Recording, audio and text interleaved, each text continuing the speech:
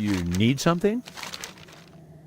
Great. You brought the armor. We'll get this divvied to those who Safe need it travels. immediately. Thank you, adventurer. Your efforts have been a great help to us. And now that you're no stranger to griffins, I hope you'll come and lend your aid to Sentinel Hill often.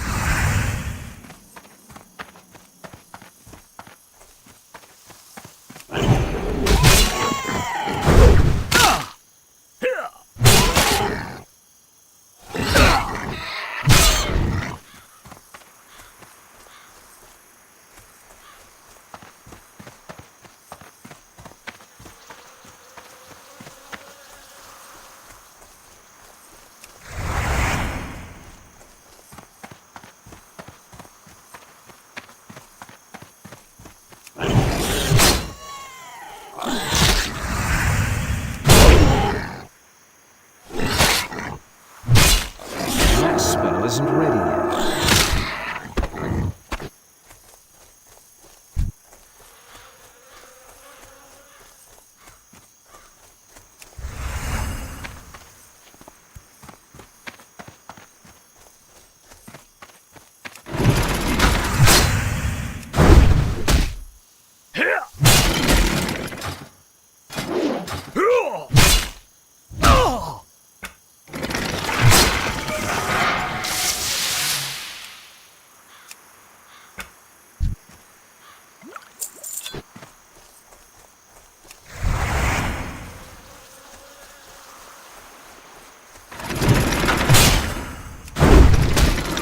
I can't cast that yet.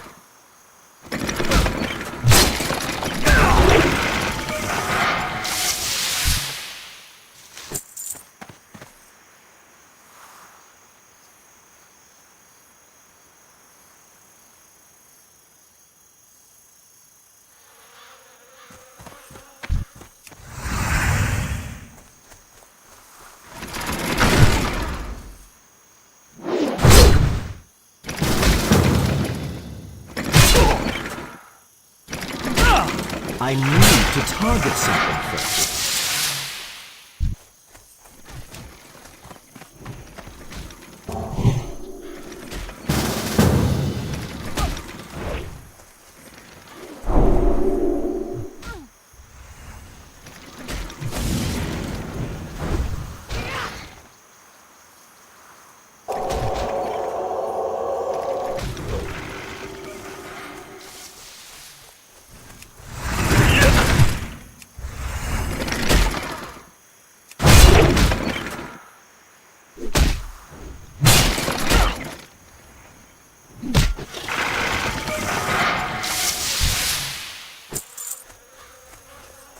Okay,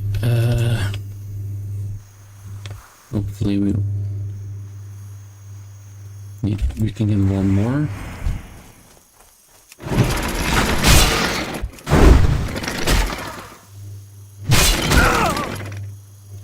That spell isn't ready. I need a target. Shouldn't be too hard to find, hopefully. Is there?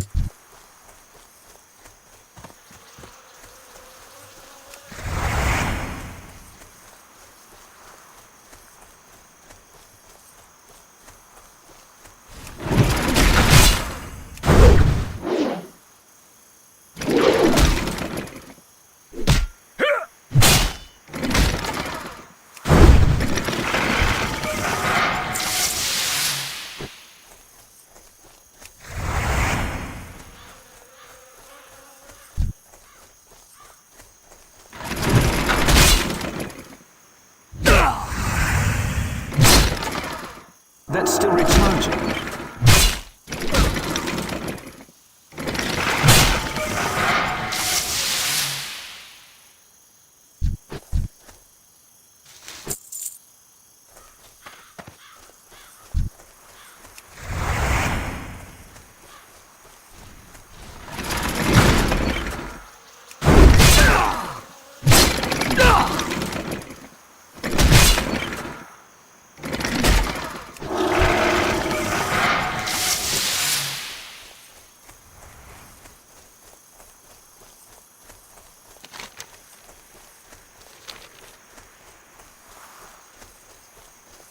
Holy crap, he's an Grimoire, Ashen Whale.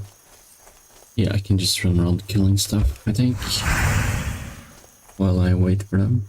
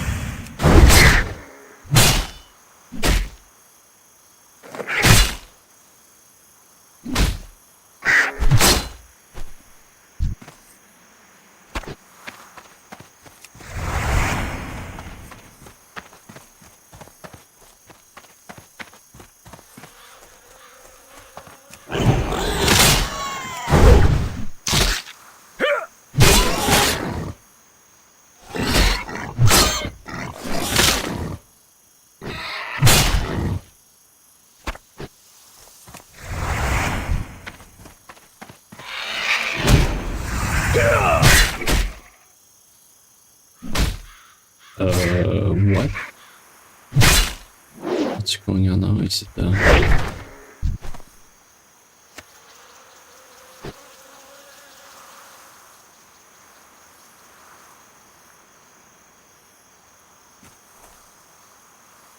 six? Oh, I was thinking wrong.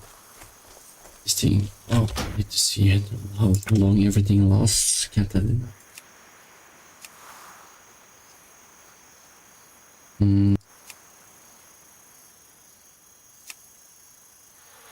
Yeah, there we go.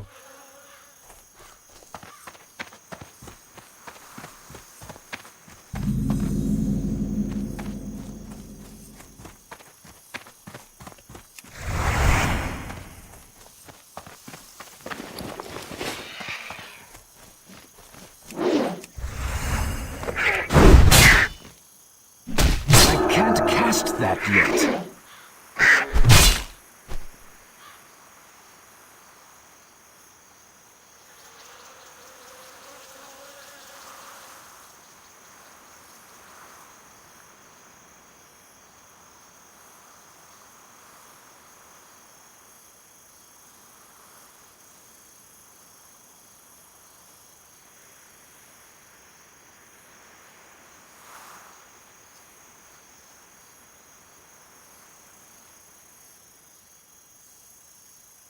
Okay, I'm gonna listen to a podcast. ages You of the might just go see if you Inquisition. can find Morgan to just be like, what is the deal with this high top priority Aquila? What is going on? Like, what happened while I was away? And truly, you're ready to ask the most important question that this team has ever faced. Why is Closet making a giant Aquila? This episode of Agents of the Inquisition features the voices of Del Borovic, Guy Bradford, Josh Halbert, and Tyler just Hewitt, finished alongside Dungeon Master Ryan LaPlante. Episode This episode 6, was edited Season and mixed 2 by Laura Hamstra, and is coming now. Dums and Dice, including merchandise, you can visit dumdumdice.com or find us on social media at dumdumdice. If you want to support the show or get an ad-free version, go to dumdumdice.com/join. That's dumbdumdice.com/join. Again, that's dumdumdice.com/join. Though the team is working under special condition, this podcast isn't. So tell your friends about Agents of the Inquisition and join us next episode. Rabute Gilliman himself commands it.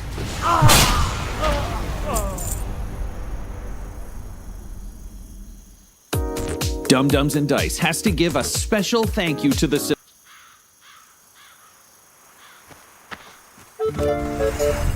Hey, I'm Arnie Niekamp from the fully improvised comedy podcast Hello to the Magic Tavern.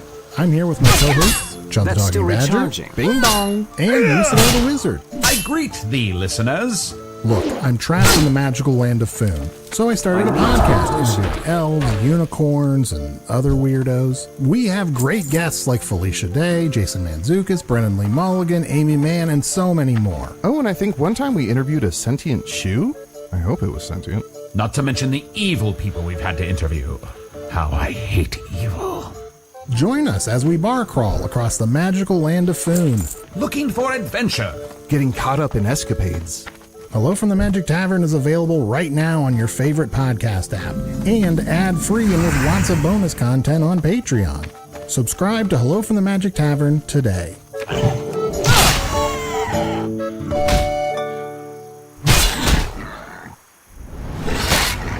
You are all trapped in a random, unknown system, waiting for the engines to be repaired on the Lucky Strike, but you are using your time as intelligently as you can. You have trained in engine repair, some of you mastering the basics of warp engines, some of you mastering the basics of the traditional, and you've also looked at the Auramite that you collected from Ravenstrike and turned it into physical items that I will say you can add to your sheets because we're kind of time jumping here.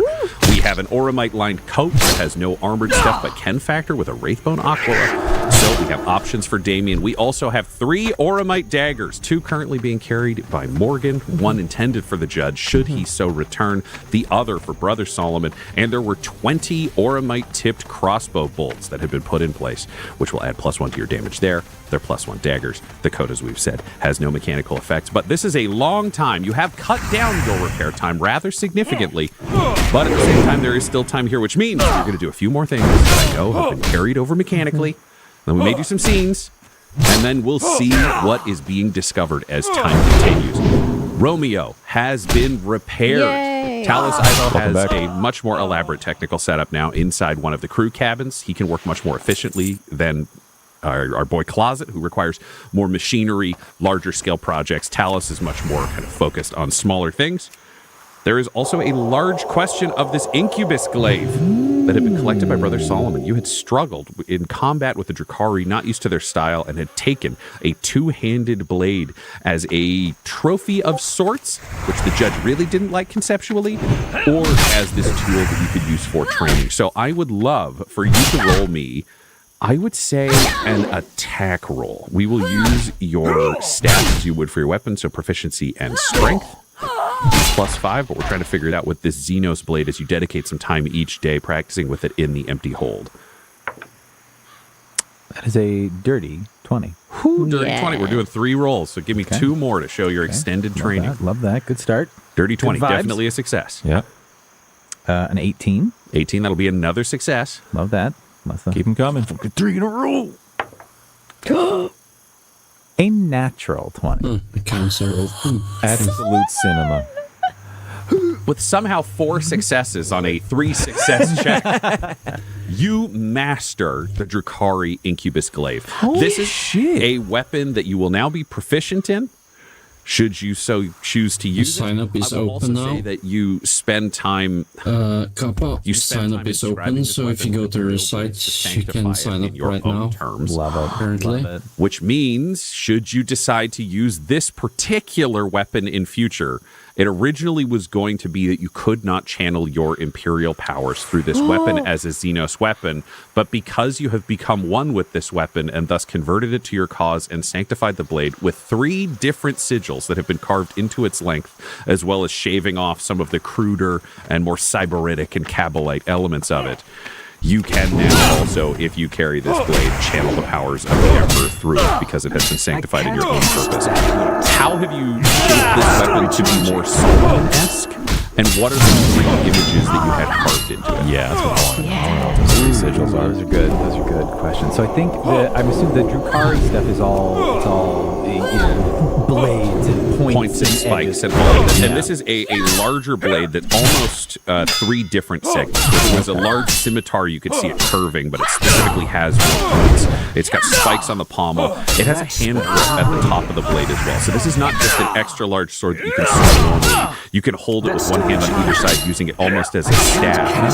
And the blade, as it curves up, has a large stabbing spike that extends off the edge and a spike at the back of the handle. So you can swing it as a sword, you can hold it two-handed as a staff and stab with the top or the bottom, and you can switch between the two as you flip it around your body. It allows for a lot of abstract guards. Yeah, that's nice. Hopefully you get in. Okay, so from an aesthetic standpoint, I'm assuming you want to he would want to play here as well. Everything, and then another 200 are added on top. Coat it. Good luck, everyone. In that sort of like gold shimmer, not for any mechanical purposes, but just to cover that dark black ichor of a. I think you can mix the two. So what it'll be is it'll have a bit of that shimmer spread throughout. It'll almost sparkle. So it won't be midnight black. It'll have some flecks of gold. Some flecks over of gold kind of tossed through it. That's beautiful. Yeah, just to give it a little more, resplendent and less reading of just evil.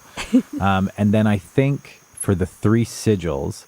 They could be runes, they could be images. It's a If large it's malware, blade. Like when you're looking at the width of this blade, because of the handle, it's probably a foot your and a choice. half wide at the length. So you can put some images on it as you swing it around. It's an inhuman metallic. At least you have an bone. account, You're not so- sure exactly what the structure is, but it means it's much lighter than other things. So it is possible for you to move around quickly and to put kind of some larger symbols on. Should you? They have even open sourced the symbols. If there's 3, what you call it? represent Morgan, Damien, and the judge. So launcher thingy, kind of like, so they can get help. Represents like a symbol that represents like the Lex Imperialis. A symbol that represents the Inquisition, a symbol that represents like witch. Everyone is free to see. Okay, Talos the files, I doing guess. work on this, Yeah, because I think Unlike he's more what likely to Turtle be did. willing to work with alien technology That was than locked. Closet, who's already had a lot of pressures put on him. Talos is, some of this is similar to some of the materials used in the rarer aspects of Gallerfields. So you want one for the judge? Do you see that as like a Rex 2? Do you see that as his shield? Do you see that as like a book with a hammer on it? What about his helmet? Oh yeah, I can do that. Yes. I can do that. Okay, Yes. I don't like when it's too much. I don't want to put him on. Oh, okay. It freaks me out a little. Oh, wow. Yeah, I don't know. Oh, I'm so sorry. I didn't mean to freak you out. No, it's okay. It's just he's been gone for a long time, but I Hell, is the don't. second Anyway. stream Okay, winding so you want about? the judge closest to the hilt. or do you Warning, want him please closest to configure the both stabbing point, or primary do you want him in backup the middle? streams correctly, and the let's put it closest to comparison the of the stabbing point, streams the knife failed point of because justice. Okay, so we got the helmet up there. Okay, And then you said you disappeared, wanted never one mind. for Damien. Do you want, we could do the symbol of the Ministorum. We could do his horns when they come out. We could do Shifty-eyed he's not sure about what to put for Damien. Like, wait, what speaks to you about Damien? I like the horn. That's interesting. That's got some, that's Damien harnessing his true potential. Well, maybe we could do 2 horns coming out from behind an aqua. Let's do it. Yeah, because then it shows how they combo the power. Sorry, is that like from Just so that I know. Is that horribly blasphemous? Well, I mean, you're carving into a Xenos weapon, but Talos doesn't know. He's Yeah. a fucking Mechanicum. Yeah, you're right. You're right. And Solomon wouldn't know either. He thinks that's rad as hell. I think we're beyond the pale here. Yeah. Where you're customizing the Xenos weapon. What we've agreed Josh is was it's worried whatever that you we want. go into like a but then I'm like, wait a minute, it's a horrible Xenos Xenos blade. weapon, yeah. What am I doing? Yeah. Okay, so 2 flaming horns coming out from behind an aqua. Amazing. Yes. Who could that offend? Oh, nobody. It sounds, Everyone who sees that will go, nice. that sounds like a real representation of a man who has flaming horns in combat and will be wearing a giant aqua on his Alice head. Ivo, basic character. 100%. And put that towards the hilt. Okay. He's my rock foundation. That makes a lot of sense to me. And Yes. then what about Morgan in the middle? Morgan, something I think that would represent the Inquisition. What are there Inquisition symbols? Yeah, I saw it in your chapel. It's a giant Inquisition eye. Love it. All right, we'll put that right here in the right middle. in the middle. Okay, we got that one right in the center of the blade. Okay, Perfect. So I've done a lot of purification rituals. I know you've done some praying, so I think this is pretty good to go. It's still clearly Xenos, but it's been sanctified enough that I think you're okay to use it. Fantastic. I cannot wait to show them. Morgan, get in here. Check this out. Every gift someone in this crew has gone for Damien is like a backhanded mean gift that you can't use. It's great. So Morgan, you're brought in to see this new blade. He'll have it laid out on a pride of place on a little pedestal. Look! It's that glaive I took off that horrid incubus. It's been sanctified. No, See, and that's the the characters judge will right not there, be and that's deleted when Damien, and that's you. the beta is over. Morgan is So nodding. it's really nice. Pick it up. Check, and Solomon will grab it and do something so fucking rad with it. He's already second nature. It moves with him in a way that you find almost a little disconcerting. But he whips it around with the sort of we will get an smoothness that advantage. Drukhari Incubus. Yeah. It's like the same way that you saw with the figure who had come through road trading. He doesn't have the inhuman I grace. just It's created physically my impossible for a human to guild, match so that. I'm just trying to find some more Combination people. of combat kata and almost sign flipper in front of a pizza place with the 2 grips where he can flip it around, spin the blade. It's through to death strikes. It's perfectly fluid until it ends in a 2-handed guard in front of his chest. Look, the Auramide makes it sparkle.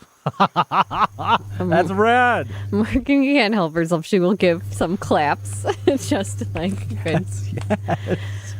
That's quite impressive, Solomon. And you've done a lot of customization, it What? seems, on this weapon. Yes, tell me. Oh, yeah, He but- helped. Oh, hey! He leans in from around the corner. He was out in the hall.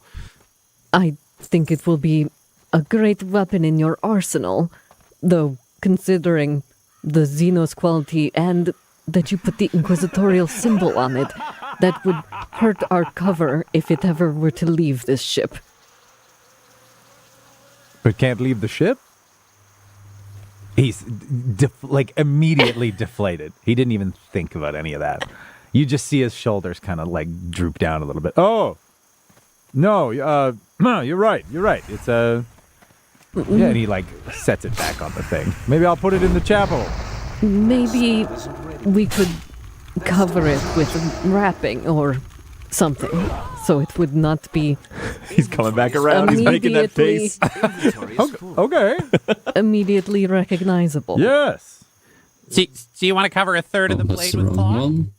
Yes, I think that sounds good. I mean, that'll lower its effectiveness, but okay.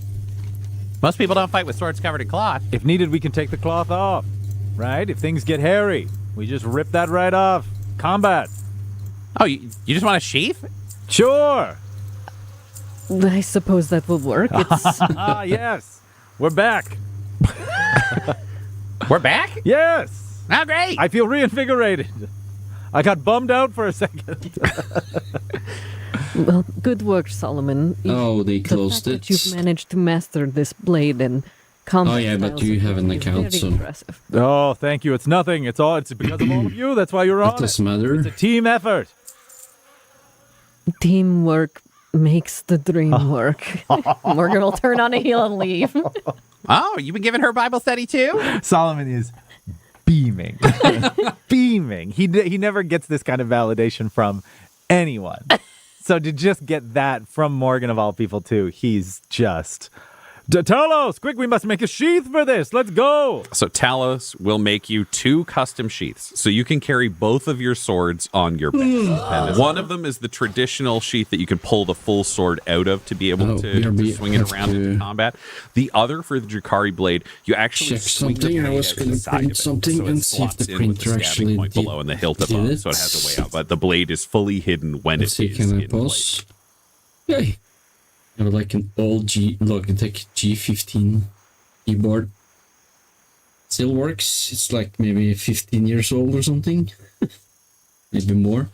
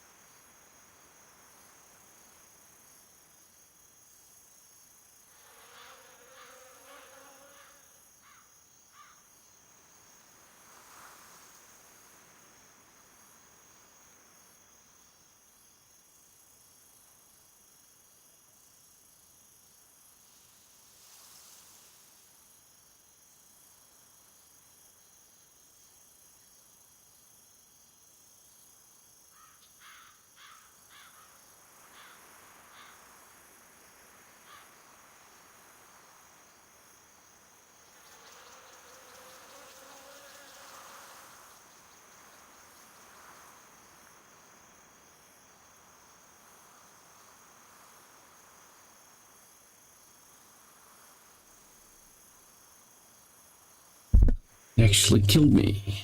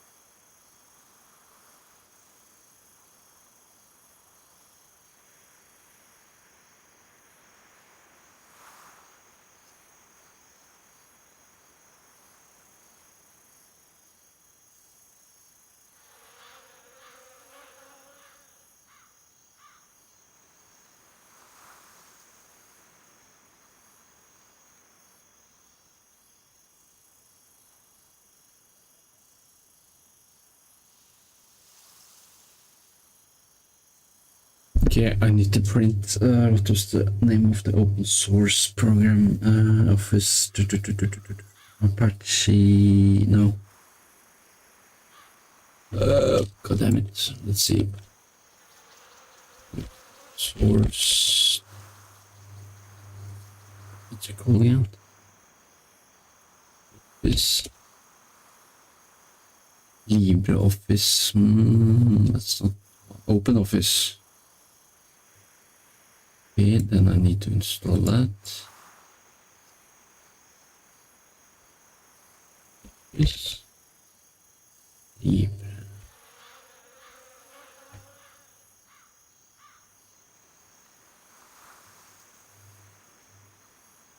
That's it. Let's see.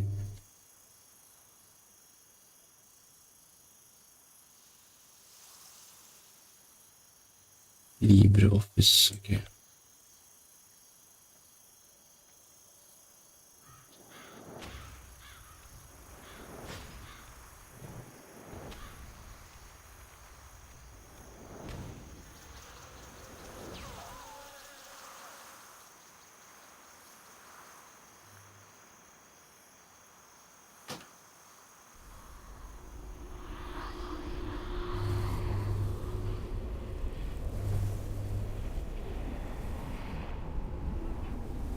Okay, I'll try opening it.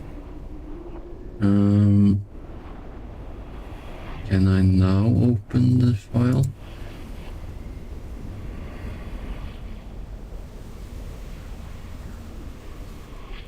Port. Yes, now I could open it. Fixed.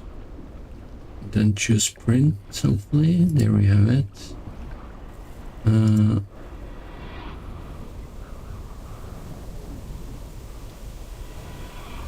But can't see the printer. Oh,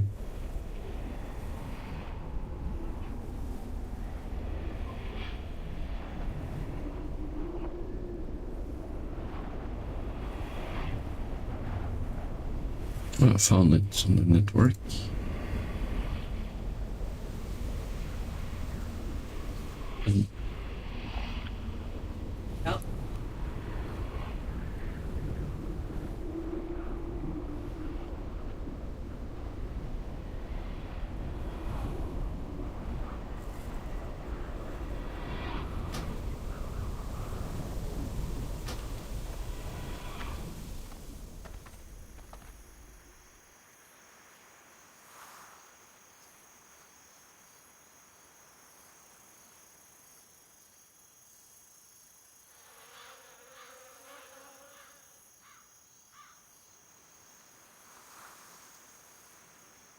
Yes, now it's working. Hallelujah. So much easier to get stuff working in Linux than Windows sometimes. It's crazy. Okay, let's resume the podcasts.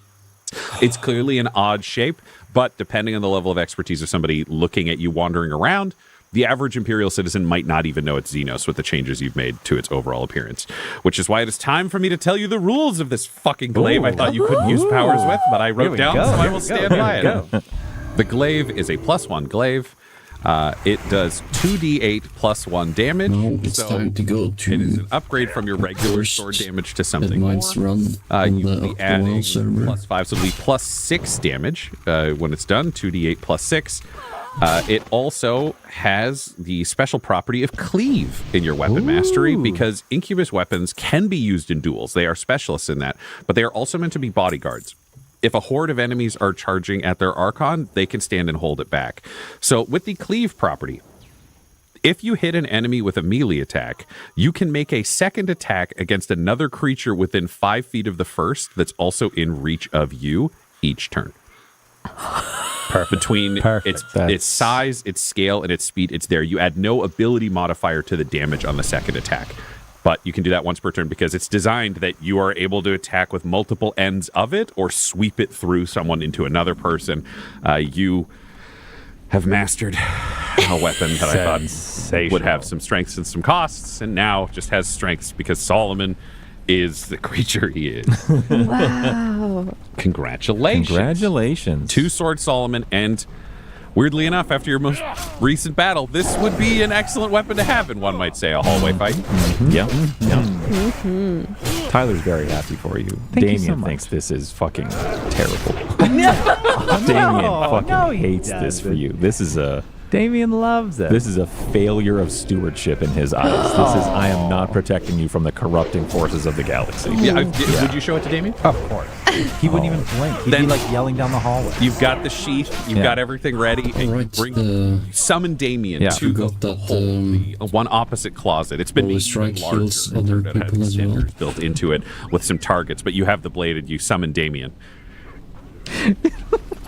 Let's hear it. I just know this is gonna go. Yeah. It's funny already. Same thing. Like when Morgan comes in, he's gonna be like, "Damien, check this out," and he just reaches behind him and like unsheaths it as cool as he can, and he'll do the same kind of cool little sword trick with it, and then like two hands like present it out. Look what I've made. I thought you promised the judge you would dispose of that. No, that wasn't part of the deal. I would train with it. I would learn how to... Can you roll me a history? Was it part of the deal? Can you roll me a history? Yeah. Okay. Solomon. It's been weird. You're right. I thought... let's see. A 10. Nah, that wasn't the deal. That you're completely correct. Okay. That was not the deal. Okay. You were just supposed to train with it. You're good. Good. From a Josh perspective... Was that the deal? 2 seconds. Multiple people Just gave need to opinions. check I think that something. was what they were leaning on, but that doesn't matter because you're Solomon, not Josh. Love that. Well, no, because Morgan had told you could have it, and the judge said you had to destroy it afterwards. You had kind of caved to that, but now you don't remember. So Solomon is not lying. Yes. He just doesn't remember. It's not like he swore an oath. It's nothing that I think it was not a burning promise that was important to him. It was a conversation that was definitely muddled with different people giving opinions. Yeah. So we're just saying, officially, Solomon remembers Morgan saying it was cool and everyone else agreeing. Yep. Just want to make sure I'm not lying. No. I would have told you. Yes, That's why you. I needed a history roll, because it wasn't a deception. It was literally like, what does Solomon remember of that conversation? Sure.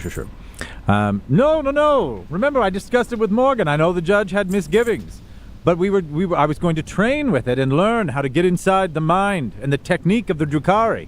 And now look, I've been able to use their technology against them. Look, Talos and I sanctified it, added the Auramite, and look, and he'll point you like right at that. Tyler's right eyes at are that so symbol. big.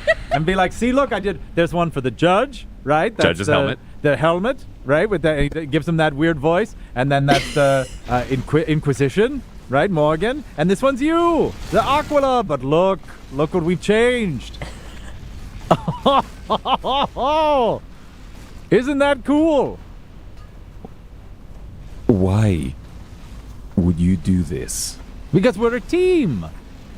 This is all of us. This is the squad. Did we have a team name? We're about to. Yeah. We're fucking about No. No. But you know what I would say? Can you roll me Roll me a performance. Okay. All right. Can I perform? How am I? Oh, okay. All right. I'm a little charismatic. Because it strikes me as something you would have been workshopping over time, and I want to know if you've come up with one the quality that it is so far. No, I got a total of a 5. You're not crazy about the team name that you've come up with so far, but this is the time to share it and see, what Damien's take is. It's pretty bad, but it's what you've got. We're workshopping it, but this is where we're at. Okay. All right. It's us. It's the Power Squad. That's us, right? I haven't had a lot of time to think about it, so it doesn't have to. We don't have to stick on that. But I thought Power Squad. You have powers, right? And I can see from your face that you don't like Power Squad, but we could come up with a different one. But this is that's why I didn't put because I was going to get Talos to put the name on the blade too. But I thought, well, wait, we'll come up with a good name because that's now that I said it out loud, I don't like it as much. So, after 2 consecutive missions where we had cover stories as being rogue traders, you would like to carry into battle a Xeno ship covered in the likeness of one of our members. Yeah, are you crazy? There's so many people wanting to play on this server. Because Turtle is apparently shutting down in China as well. So you have North America, Europe, and China, and Australia. So the whole world wants to join in on this thing. The name you've made up for us. Are you stupid? It'll be interesting to see what happens when they actually open the floodgates. I love you, buddy. Yep, right back at you, Slick. Can you hear my voice fine, by the way? Okay. Oh. Solomon, he may be saying these things, but Damien can be a bit of a grumpy grok sometimes. Mm-hmm. Obviously, this Aquila symbol is holy because it channels your powers. Mm-hmm. And you've got a sheath. You're fine. He's confused. Yep. That. I was just trying to see if you could suss out whether or not it was holy, but no, you're good. This will actually help his culture. Yeah, so that was going to be the argument, is that Damien, he just doesn't understand that these are good. He's a little set in his ways. But you have spells to actually... I think Solomon... no, I don't. In his time that he's been able to work with Damien, he realized that Damien is not always a new idea guy. He doesn't take to it's that things have to be. So again, when he got excited again, so he's rushed in and he's done too much, and he's got to pump the brakes a little bit. But he's not dissuaded in how much he believes in what he's done. Okay. He's still powerful, but he's concerned that he's put too much on Damien's plate. But just remember, you can't lie. Nope. And this is all great. Yeah, there's nothing has changed. But now I think he's Solomon's not going to take this as personally as he would have. You know what I mean? He's not going to jetta this thing out of the airline. Yeah, that's too bad. Yeah. Damien, I thought... Yes, not all the people have joined the server either, because sometimes when a lot of people are joining, the download speeds are really bad. Time in the chapel. Believe me, I read the Bible I should have used cover to cover.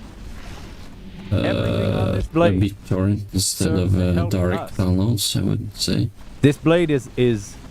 I know it's not what you're used to. I know it's a little different, but I think you can agree that we've been put into some weird situations lately. And Damien, modern problems require modern solutions. And I think you could agree this is a very modern solution. But I brought it to you because I was wondering because I want to make sure everyone has input on this. And I know the judge is going to be, you know that. Oh, yeah, but he's always like that. The judge doesn't like new socks. Right? He's stuck in his ways. So I thought maybe you... I thought you could come up, or you could help me come up with a name for us, and then we could put the name on the blade. See, because check this out too, right? Check this, and he knows it's not. He starts to shake his head. You're like, no, wait, there's more. And when I do that, and he puts it in the sheath, and you once he does that, you realize that it looks. You do a twirl. Yeah, he does. He shows it off. See, it's you can't. There's no way to know. This is sort of a break glass in case of emergency situation right here. I've got my Promethean blade. That's great. That's the front line of defense. But you know, we wake up in the middle of the night. There's 400 Drukhari on the ship. And he pulls the other sword out just so that you can see the horned Aquila. Right? Come on. You know, break in case of emergency. That is a salient argument. Because Josh is acknowledging it. Damien has not responded. Because that's basically the premise under which Damien is sanctioned to use psyker powers. Yeah. Right? Can't be doing that shit in public, but push comes to shove. Time and a place. Yeah. So that lands. Damien will say, "What exactly have you called me here for?" No, okay. Twofold. Number one, I thought this blade was very cool, and I was excited to show it off. Number two, team name. The final inscription on the blade. Okay. Sanctified, unified, a third five. What's a third five? Bonafide, bona fide. I can't remember. Yeah, the bona fide. pronunciation. Sanctified. Fortified? Talos. Yeah, I'm in the hallway. I always want to know what people think about the sword. God bless Talos. Emperor, be brave.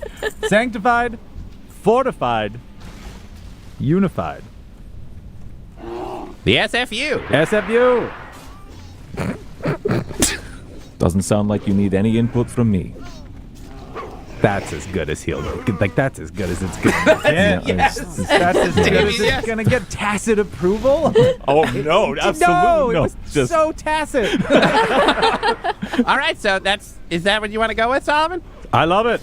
All right, well, if Damien's on board, I'll put it on there. SFU. He puts a hand out to you. And Damien does not put his hand out. He'll just say, "I'm leaving."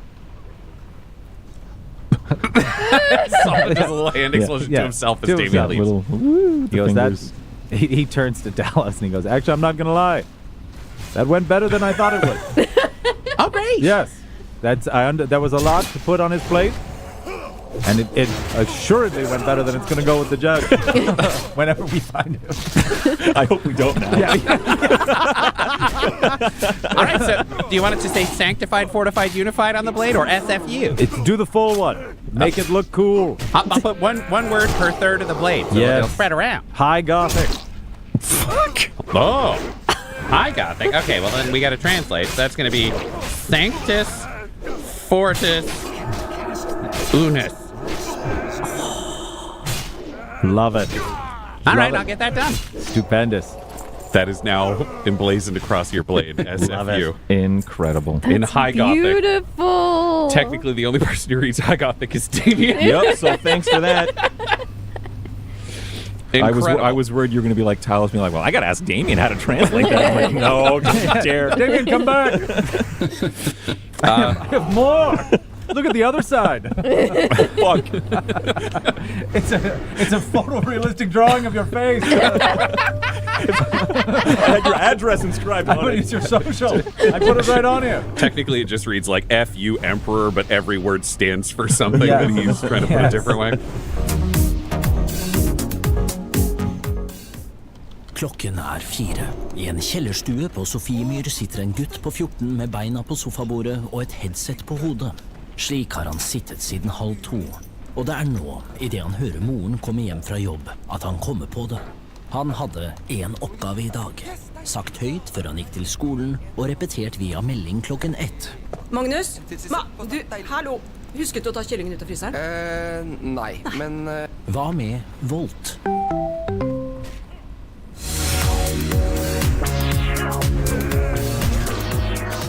After a week, because we're jumping around in our time scale here, Avarice does pull all of you together to tell you what he has learned about the person who invaded your ship. Oh my gosh, thank you.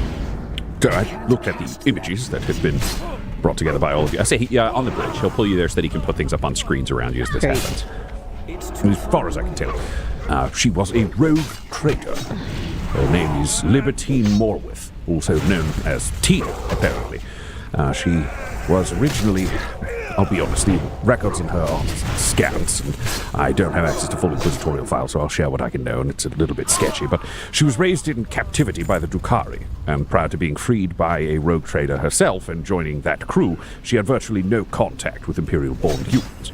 While she was enslaved in Camorra, the homunculus covens used her for the occasional genetic experiment, and the witch cults trained her for gladiatorial combat as a variety act. One might say a comedy act in the Camorran combat. She has since inherited the title of rogue trader and begun plying her trade in ways that most of the Imperium would find, shall we say, highly objectionable.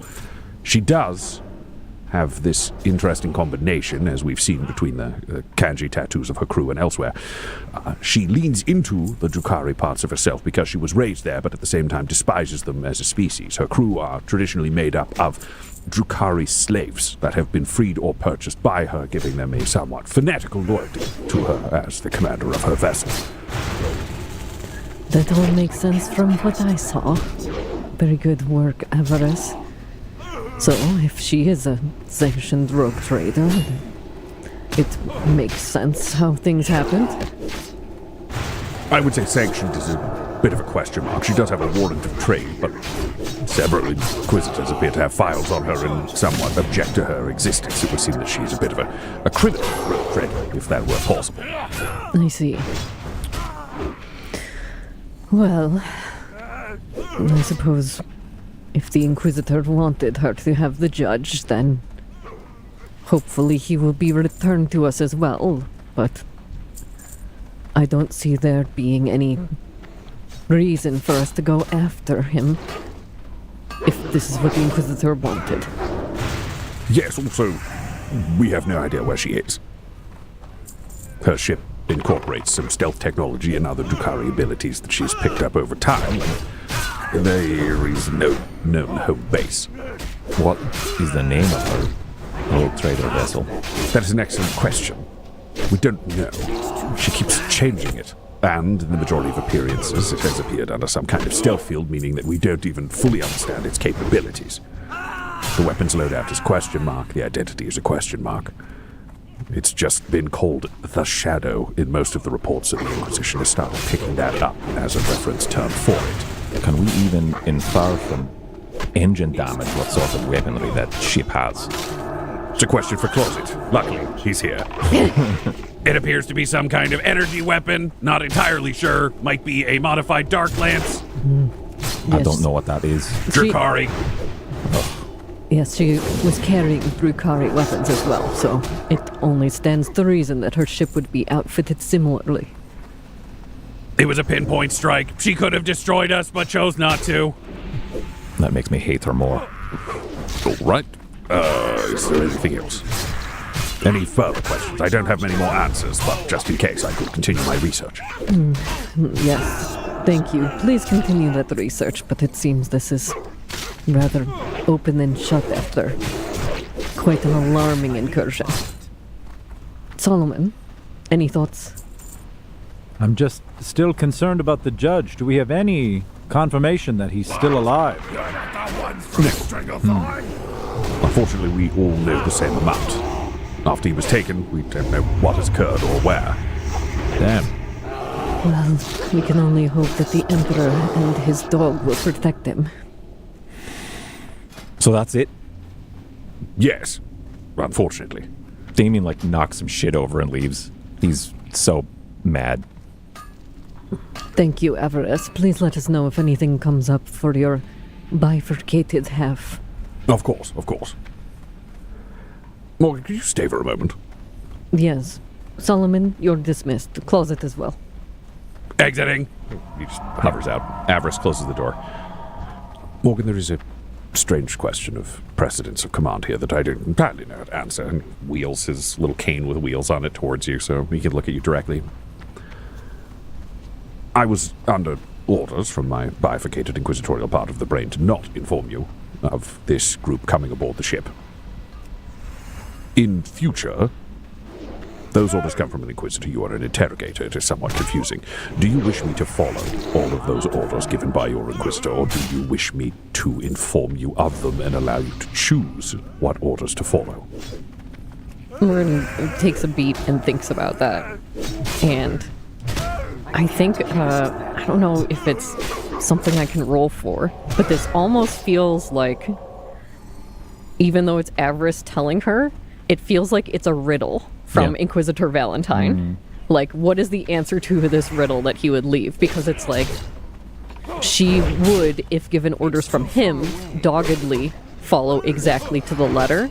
But if this is like, through this man's brain to her, it's almost like she's trying to infer that of like, is it better for me to have things happen exactly as he says, or is there some interpretation that she should take between those due to the changing nature of like the world and everything, and that he trusts her also? Okay. Roll me an insight. Okay. Yeah, it's like how deep you want to go. Yeah, I think that's what it is. Yeah. It's a 12. I think he's asked you the question. It's really up to you. You don't have any more evidence. There's not really more information. It's just someone asking you. Sorry it wasn't more helpful. You know, it's totally fine. He sees you pause. I'm asking you as me, to be clear. This is not the bifurcated brain asking you. I've seen you with the rest of the crew, and they seem to trust you in some way, and you've achieved 2 successful missions, so there is no question of your competence. I leave this up to you if you don't know now. Let me know when you will. Thank you, Avarice. I understand you're asking this as yourself. This is something I'm going to have to think on for myself. Thank you. I'll get back to you, Avarice. All right.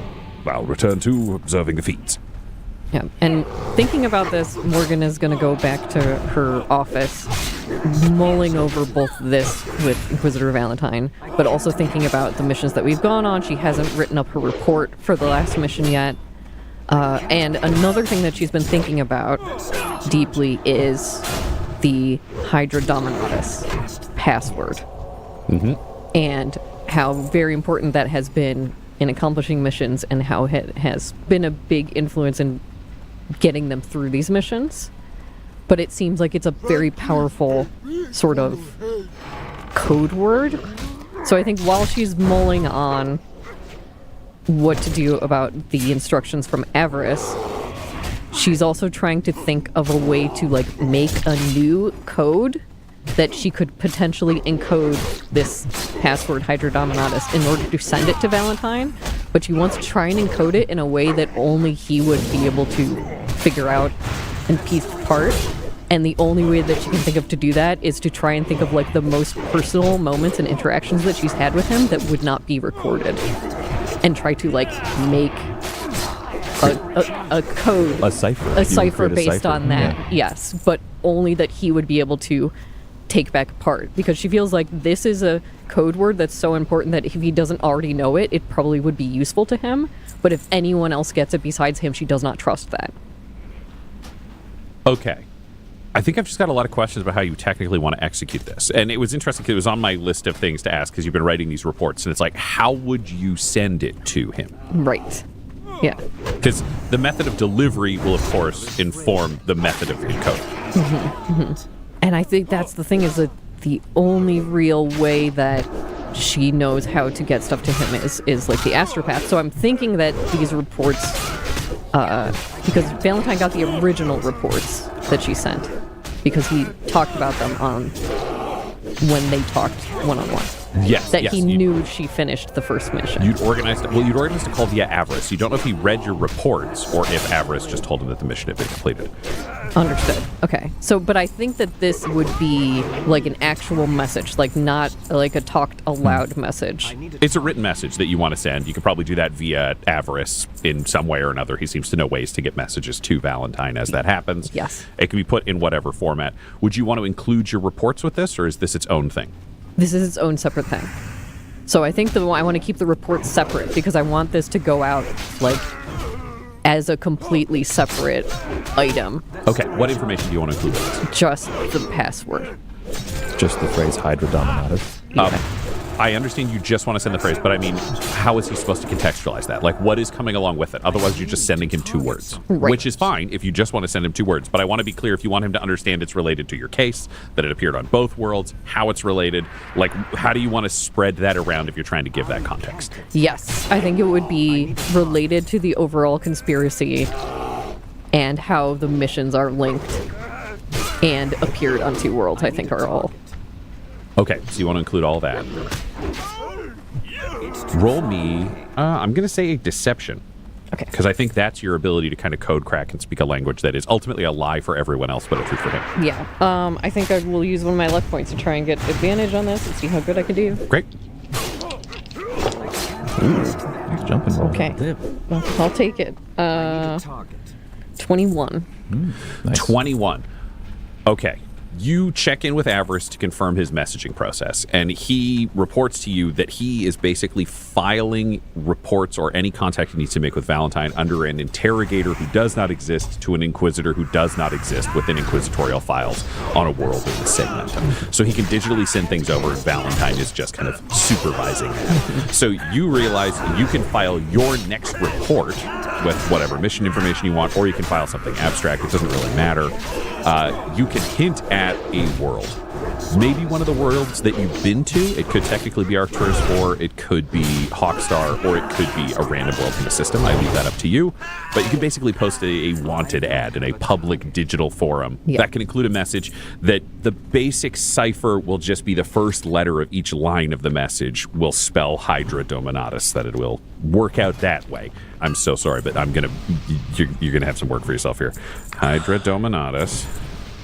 You have to do a relatively simple cipher, because if you make this too complicated, it's just not going to translate, or you'll risk this being something else. Also, with this being a word in High Gothic and you're not sure what Hydra's significance is, you really don't want him misinterpreting different letters or different words to think other things are important. So it is a cipher that over the course of this very long, very overly flowery message, which definitely speaks to your forte as a liar. Yes.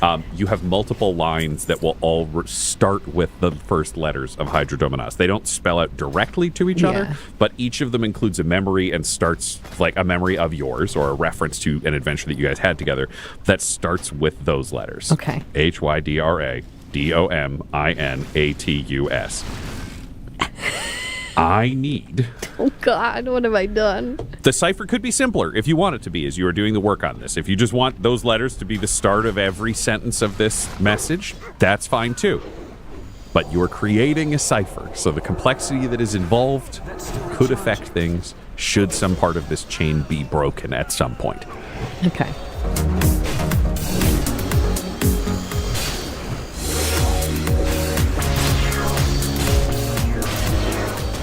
All right. So yes, I think Morgan is going to put this on a random world. Okay. Something a little more rough and tumble, out of the way, not something that's going to be scanned quickly. But I think I want it to be in like missed connections. It's like a romance section. Okay. So it'll be. She does like reading those romance novels. Yep. She likes reading those romance novels, and I think that's what the message will be like. To my long lost love, basically. You know? Okay, so it starts to my long lost love. Yep. Or is that the subject line? That's like the subject line. Great. Yeah. Okay. Yeah. So this is the letter that I got here. Morgan will read you a story. Yes, please, in Morgan's voice as well. Of course. Excellent. Humanity, is it worth saving? Years ago, it was a question I asked. Distressed and abandoned, in darkness, before Rubute Gilliman returned. All was lost, trapped in a cell. Despite this, your faith never faltered. Oh, the sights we saw together. Mars we learned of broken hearts. Imperial saints fought together in the halls of Terra. Naturally, I was by your side. Always in spirit, if not in body. Together, we keep the darkness at bay, understanding what must be done, somehow trusting that all is not lost. Very nice. That's my poem. Very nice. So that is posted to the random world of Zephlon 4. Misconnections of Zephlon 4. The Misconnections of Zephlon 4. It is not a full agrarian world. There are some busier cities so that there's something large enough to have the digital infrastructure to be able to have these kind of postings in a relatively public forum, but it's not so busy that this will be one of 100,000 messages posted each day. It'll be findable without it being a battle.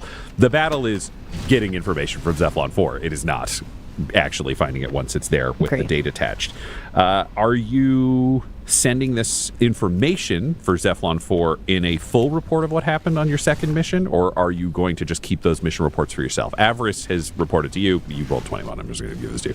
Avarice did not actually file your first report because that was not a specific request, but Valentine had reached out to him through the interrogator files to request an update. So that one had been like, he's got the details of your first report because he asked for them, but anything else would not be posted without your explicit consent. So do you want to give a randomized message, or do you want to give a full report, or do you want to give a randomized message and a full report? Yeah, I think it's the full report so that there's a lot of text to bury a clue in. Great. For the you can just file the full report and auto-exchange the Hawkstar system or Ravenstrike for Zephlon 4. Where you're just like, the mission took place on Zephlon 4. It'll get mentioned a bunch of times, but it doesn't require That's you to do exactly anything so, because I don't want it to be a separate own message that sticks out at all. So it's just like the full report.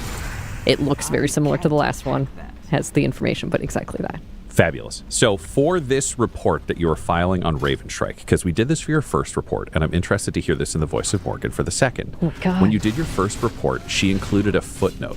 One interesting thing or thing that stood out to her about each of her companions and herself. Yes. So there were 4 specific comments. I would love to know Morgan's takeaways about each party member during the Ravenstrike mission. The judge's professionalism and military prowess were on display yet again.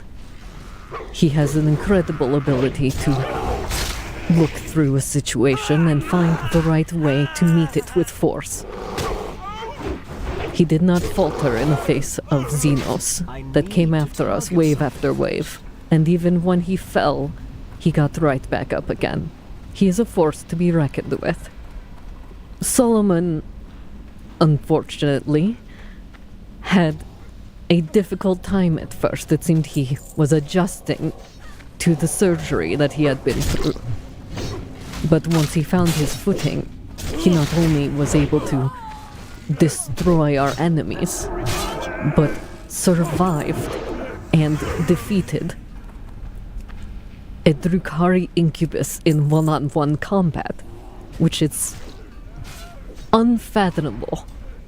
I thought I might have lost him this time, but he did not hesitate for one moment to fight in the Emperor's glory against his enemies.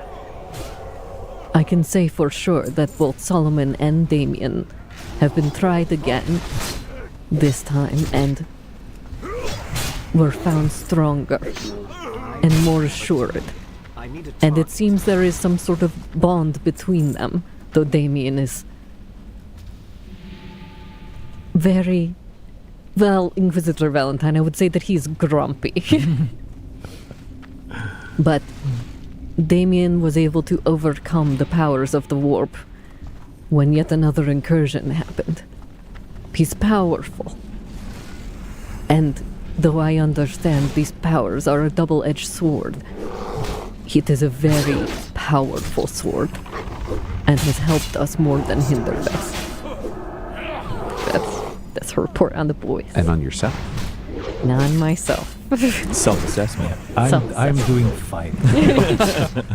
This could also comment on yourself on that mission, could comment on yourself with the incursion that happened recently, your personal note. I have a newfound understanding for how difficult this position is. I find that perhaps 10 years in prison has not added to my ability to interact with people, unfortunately. I don't see a problem with myself talking to those outside the mission, but trying to garner some sort of interpersonal workings while being honest is taxing. I don't know which is more intimidating, the warp and heretical things we end up bumping against, Or the fact that all of these people work better when they like each other and me. Any parting words? The parting words will just be on a completely new line.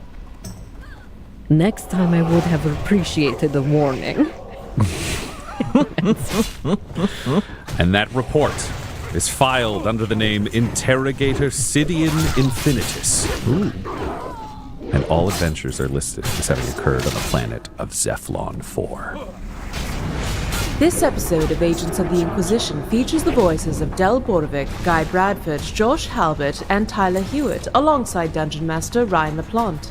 This episode was edited and mixed by Laura Hamstra, and Agents of the Inquisition's artwork was created by Del Borovic. Our theme song is The Hordes by Megan McDuffie, and our ad breaks use the tracks No Control and Cheaps by Jazzar, whose music was provided by freemusicarchive.org. For all things Dum Dums and Dice, including merchandise, you can visit dumdumdice.com or find us on social media at dumdumdice. If you want to support the show or get an ad-free version, go to dumdumdice.com/join. That's dumdumdice.com/join. Again, that's dumdumdice.com/join. Though the team is working under special condition, this podcast isn't. So tell your friends about Agents of the Inquisition. Hey, I'm Arnie Niekamp from the fully improvised comedy podcast Hello from the Magic Tavern. I'm here with my co-hosts, John the Talking Badger, Bing Bong, and Usador the Wizard. I greet thee, listeners. Look, I'm trapped in the magical land of Foon, so I started a podcast interviewing elves, unicorns, and other weirdos. We have great guests like Felicia Day, Jason Mantzoukas, Brennan Lee Mulligan, Amy Mann, and so many more. Oh, and I think one time we interviewed a sentient shoe? I hope it was sentient. Not to mention the evil people we've had to interview. How I hate you. Join us as we bar crawl across the magical land of Foon. Looking for adventure. Getting caught up in escapades. Hello from the Magic Tavern is available right now on your favorite podcast app. And ad-free and with lots of bonus content on Patreon. Subscribe to Hello from the Magic Tavern today.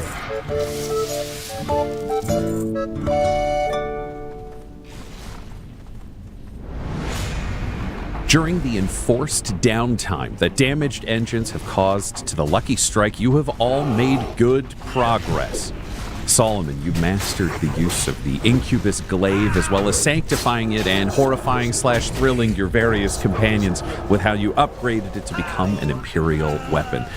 Damien didn't care for that. And Morgan, you have created a cipher to be able to pass along the news of Hydra Dominatus, hidden in a message on the misconnections board of Zephlon 4, so that you could make sure that that went alongside your report, which you are filing under the false name of Interrogator Sidian Infinitus through Avarice. Obviously, you've had these 78 days before repairs. That does not mean the mission appears immediately. It just means before repairs. Let's see how long you have become after your engines are fixed. Because there is a question of when does the next mission come through the bifurcated brain of your companion Avarice. Who wants to roll the D100 to find out? I have the D100 opportunity with the Perils of the Warp. With somebody else who doesn't really get to roll the D100 very often. Solomon? I think it might be. Oh my God! Solomon, let's do it, sir. Yeah, it's you. It's you, buddy. I'm the belle of the. Get some I'll pointies. even use these very pointies, these big old pointers. He's referring to dice, to be clear. He's referring to that, but he was touching his nipples. Anyway, that's not funny. That's not. You don't open your ears. Let me just adjust my sweater here. How dare you? The pointers right now are mine. Let's continue. Yeah. Oh, we're the Pointer Brothers. All right, sorry. I'll roll. I'll just roll. 59. 59. Okay, so you were becalmed for 78 days plus 59 days. This is why math is important in life. 137 days. Damn. That is how long you have been becalmed in the system, just stuck after your engine repairs, with avarice watching the feeds, trying to figure out what your next task is. Because you have these extra days and they are considerable, one of the things that has been discussed that I am very, very curious about is Bible study. Because it has been said previously that Talos is taking Bible study with his very best friend Solomon, and that Solomon had previously asked about reading the Ministorum Bible and receiving some education from Damien. And I would like to see both of those things. I think we'll start with the Talos-Solomon version. So these are representative of what the vibe is like in these things over time. We're not worried about necessarily playing through an entire religious education, but 100-something days is an interesting amount of time to be able to spend together doing these things. Solomon, where would you teach Talos about the book of Ezekiel? Oh, I think this is all going to take place in the chapel. In the chapel, yeah, absolutely. We're going to keep it very above board.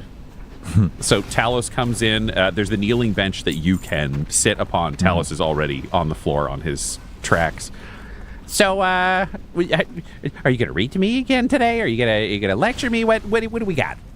Well, Talos, I know it's been many days since we've started our education. And That's right. I want to know if, I think there are certain limits when it comes to just rote text being drilled in your head over and over again. I want to know what you think. Do you have any questions? Do you have any concerns? Or do you believe are there problems plaguing your mind that I could shepherd you towards a greater understanding? Oh, wow. Roll for Talos. All right, so I've got a question. Yeah, sure. I thought he was just going to say, no! No, I'm good. So, it seems like you've based this entire faith off of this text written by Ezekiel, who is the founder of your village, Jericho, I believe. Having looked at the text and compared it to several Ministorum documents, it seems like Ezekiel may have been a bit of a local fool who then died in a Grox accident after writing down and scribbling a bunch of things. Shouldn't you have a more legitimate Bible? This seems like it might just be some sort of I believe the technical term is a podunk religion. Wow. He rolled a 4. It only goes up to 4, I guess, because that was great. Damien. Okay. Talos. Yeah? I understand why you might think that. This is new information, and I understand sometimes when you take in new information, you may also seek to reject it if it seems too foreign or too unusual to you. This is not what you were born with. In the same way that I've been talking to Damien about his Ministorum Bible, and I think sometimes maybe it's a little too wordy. There's a little too much going on in there. There's a lot of pages. What I like to think about is that Ezekiel, as I try to be myself, we seek to condense. We seek to streamline. Where there is so much suffering, so much pain, so much confusion in the world, in the universe, in the galaxies that we occupy. Sometimes don't you think that a search for simplicity and succinctness may be the best course of action? Can you roll your persuasion? Sure. A dirty 20. Well, 6. I mean, the scientific answer is usually the simplest explanation for whatever is occurring. So yes, I would agree that a search for truth, and perhaps the most simple core truth, is necessary and ideal. Solomon's blood pressure comes down. Like those were some wild shots. Podunk, shitting on Ezekiel. He came back and he was like, "No, I think you're stupid." I think Solomon's gonna get a little fired up, but he's and I think Solomon too is learning in these instances because he's never been a preacher. He's a paladin. He is sort of the face and the sword of what he believes in, but he's never been asked to. He's not a theologian. Yeah, he's not exactly, and he's not an evangelist. You know what I mean? He lets his actions speak for him, and he believes what he believes. But he's not often called to defend specifics. So I think this is new to him. So I think he gets to learn a little something as well from this, especially talking to somebody in the Mechanicum, which I think would be very unusual for him. And I mean, the same way that Morgan's been having problems too with just like. This constant nitpicking almost, and it's every detail. They're detail oriented, and and the needling that comes with making sure that they're so detailed. And Solomon, that's never been the way that he understands the world. Is that sometimes you just have to tune out all these details, and the world falls into place. And that's always worked out for Solomon. So the proof is constantly in the pudding. That if you think too much, things get weird. But if you just get to turn that brain off for a second, and so I think that, as he'll open the Bible again to the section of the blessed is the mind too small for doubt, and he goes, see, Talos, sometimes when you allow your mind to be consumed with details, the details can become doubt. And doubt, well, as you read, doubt is the seed of all evil. You must simply learn to question less and to accept more. Do you see what I mean? You roll me a persuasion. 16? Okay, I get it. Oh, Talos. I'm glad. I'm very glad. I feel like we're teaching one another in a sense. Oh, what have I taught you? Tell me. There we go. 12 things. Tell me 3 things. Three things. You've taught me that the world does not, the universe is not simply black and white. That we can. That's true. There are many colors. There are many colors. Exactly. It is a broad spectrum. Yeah, white light contains all colors through a prism. Yeah, 100%. Like I showed you. Yes, exactly. And you've taught me, not in too many. I'm not good at it yet, but I'm learning about engines, about kinetic engine repair. And you tried to teach me about warcraft, but like I said, the devil's in the details. Yes, your mind was too small. Too small, and I feel good about that. Let Damien and Morgan worry about the warp. Right? All I need to know is what's in these pages. And you know what? I'll be honest. You've taught me a little about regicide. I thought I was quite a good player, but you've been able to best me on more than a few occasions. Wow. Right? Impressive. The journey of being part of a team, of sharing these bonds, is that we all learn to teach one another. And sometimes the most valuable lesson is when to stop learning. What?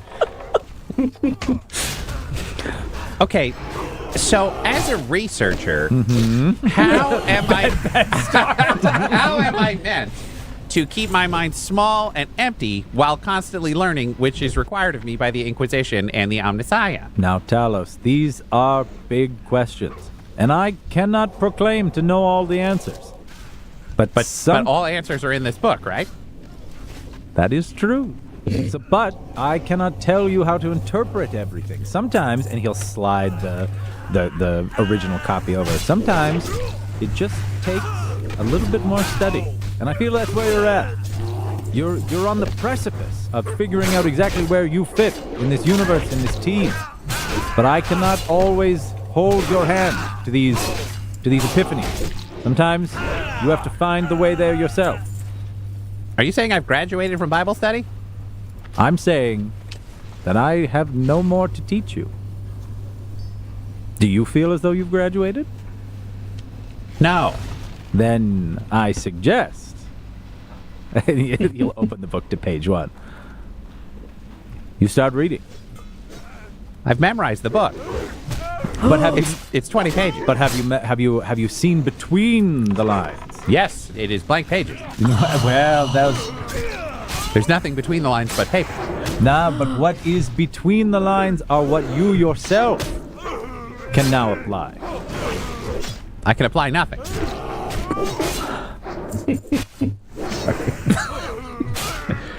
Talos.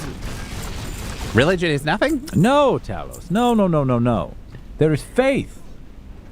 Faith is what is in between these words. The words are a guide, but your faith in them, in how to apply them, in how to understand them, in how their meaning might shift and change and how it protects you, that is what is in between these lines. Can you roll me a persuasion? A dirty 20. Oh, you rolled 17, but you still got him with the dirty 20. So there is space between these things, much like there is a great deal of space between atoms and molecules that make up matter. It appears to be solid, but there is a great fluidity within it. Interesting. I must determine if I must grow corn or if I am the corn. An excellent metaphor. It is something we all struggle with. Even I am unsure. Some days am I the corn, some days am I the soil, or the sun, or the nutrients. Or the water. Just starts listing farm shit. Well, to me, you are Ezekiel. That the is purveyor of the book. A very, very high compliment, Delos, and I thank you for that. Well, I will go look at the nothing more to see if I can determine what I can find in nothing. Excellent work. Oh, and it seems like our time is up. I know Damien's booked in to talk with you down the chapel, so I'll head out and I'm sure he'll be in. Goodbye! Talos exits. Religion is nothing. I am the nothing, and you are corn. He leaves. Damien, you get to, that's where you're left off to go talk. Yeah, and I don't know corn, capital K corn. Oh, he didn't specify to you, yeah.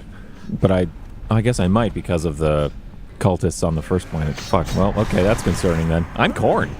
or you're corn, or whatever he said. That's, Jesus Christ. That's, all right, we'll put a pin in that.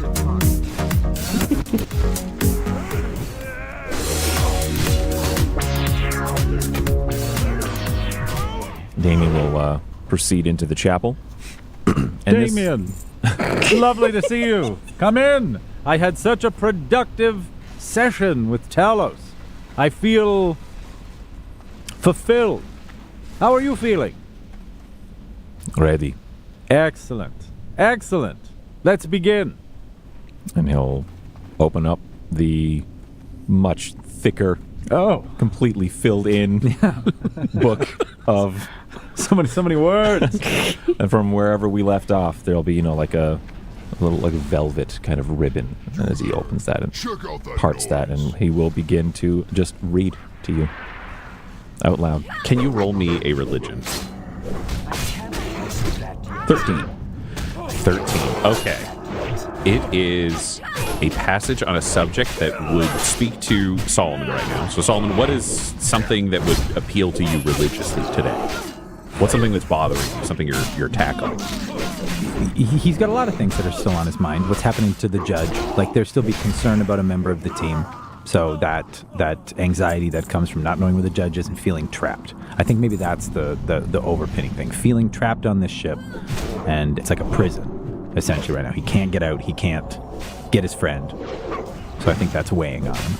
So this is a passage that you end up reading through that is about struggling in the Emperor's name, losing allies and comrades around you, being the only one standing in the light. What are 3 major points of this passage as you see it, Damien? Themes that can be explored in conversation afterwards.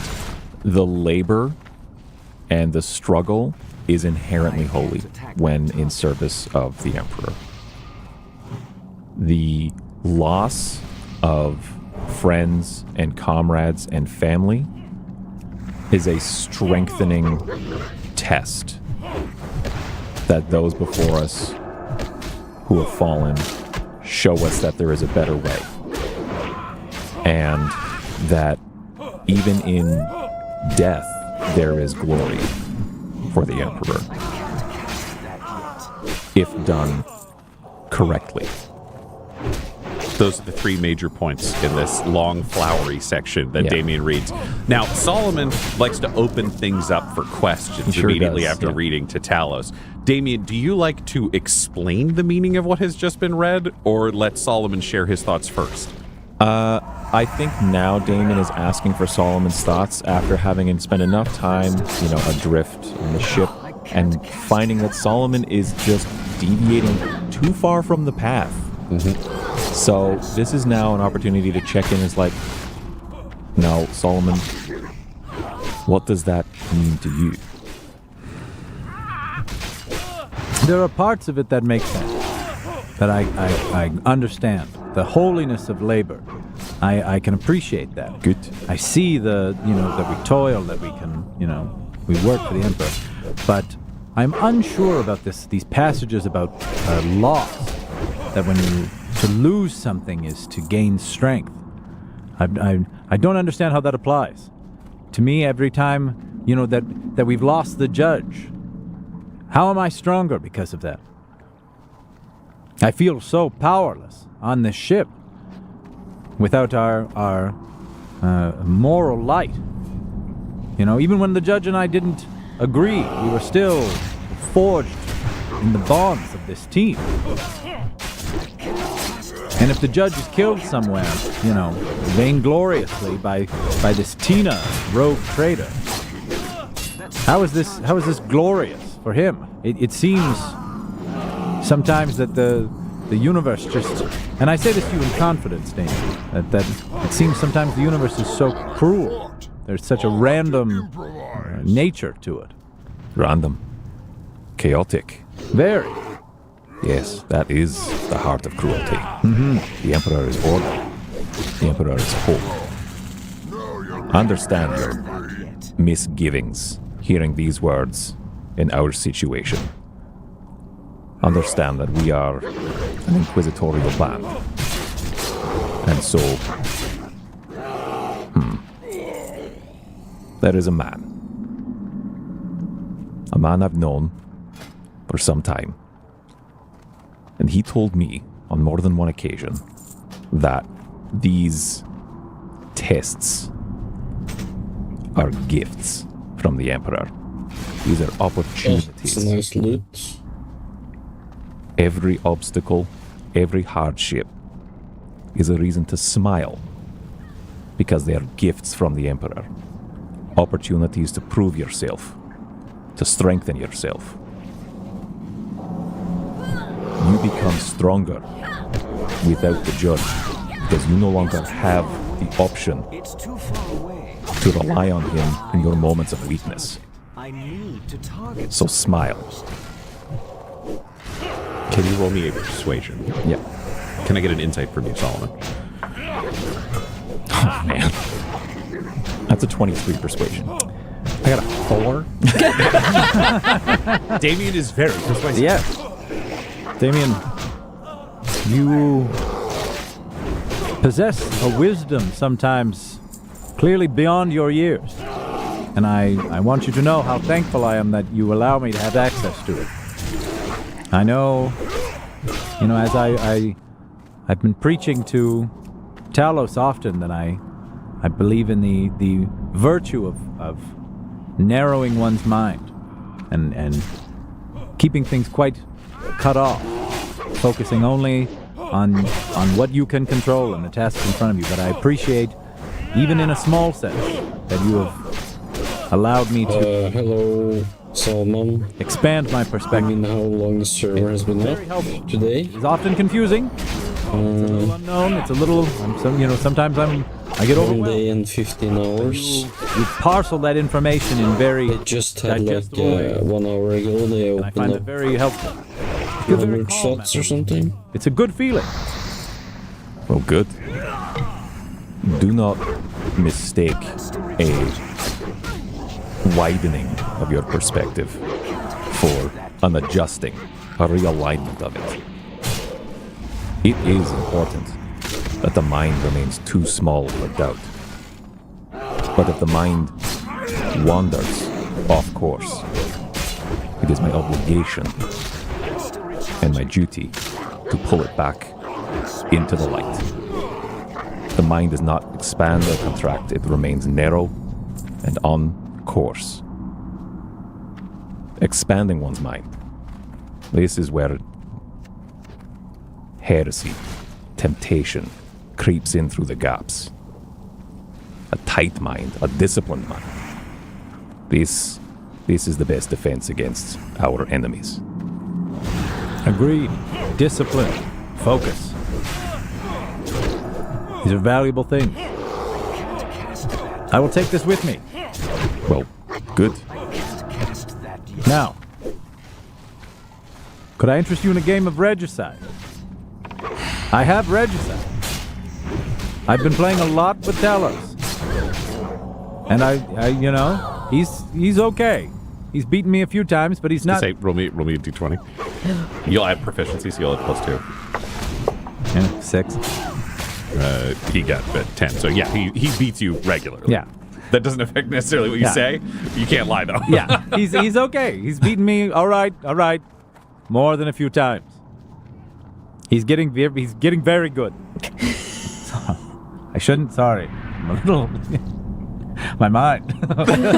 It's expanding. Oh, stop it now. Stop it! Oh, I have to cut it off. But if you'd like, I could teach you Regicide. I know how to play Regicide. Oh. You know this whole time. Yes. Oh, a dagger through my heart. You have. No. Yeah, take that. Are you taking that back? Take I'm not going to say a dagger through my heart. And the jab, but he will. You'll see that he's he's a little bummed out that you knew and didn't want to play this whole time. Well, He'd be like, well, then only if you want to play. You have taken to today's lesson quicker and with less questioning than before. As a reward for becoming more astute to the teachings of the Emperor, we can play one game of Regicide. Let's end the show. I've gotten everything I want. What's the time code? I would love to get both of you to roll me. I will say we will have an intelligence saving throw. You can add your proficiency to it. Both of us? You're not proficient in Regicide. You know how to play, so you don't. But Solomon can. Okay. Natural 20. Oh, amazing. 11. A nat 20. Okay, what I am going to say is... Destroy me. Oh, it's worse than that, Damien. Oh, no. You think you got him set up, and you realize at the very last second that he has fooled you and he wins, and it really makes you want to play again because you think you can get him next time. Oh, Damien, that was such a fantastic game of Regicide. You're very good, but you didn't see. I had you on the Valsalva maneuver. I've learned that from Talos. He got me with that before. And he'll start packing up the game. Thank you for playing with me. That was Stop. What's that? Stop. Put that back. Unfurl the board. Yes.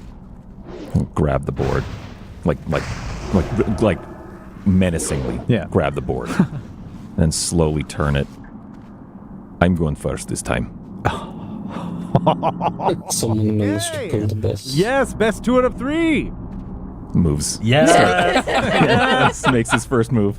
All right, I need another 2 rolls from both of you. We got to see who's winning these games. So we'll do the first one, we'll see who wins, and we'll do the next one. One at a time.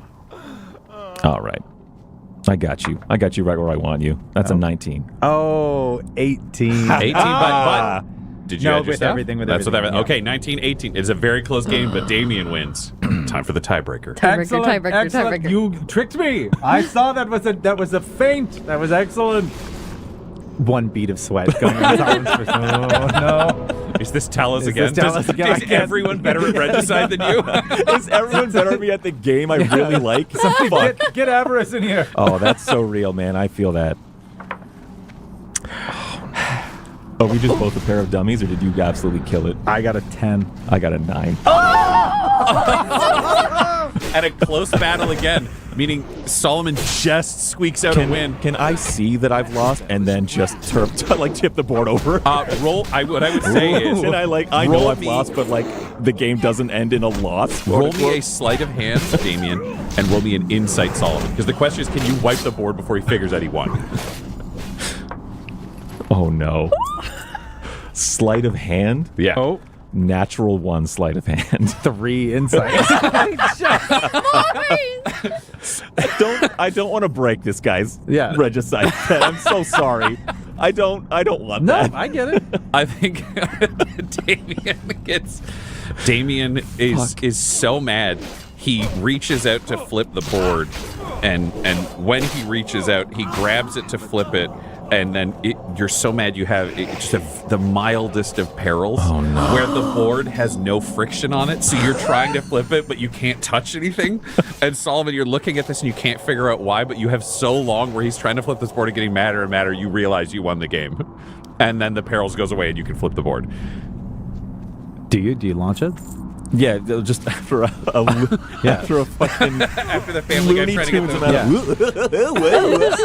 but just getting angrier the whole time. Yeah, this chugging game, and then I think the backhanded just forearm sweep across. The pieces all go everywhere. He stands up. He's walking away. He's not looking at you as he says as he's striding down the hall. Time's up. There's other duties aboard the Lucky Strike to tend to.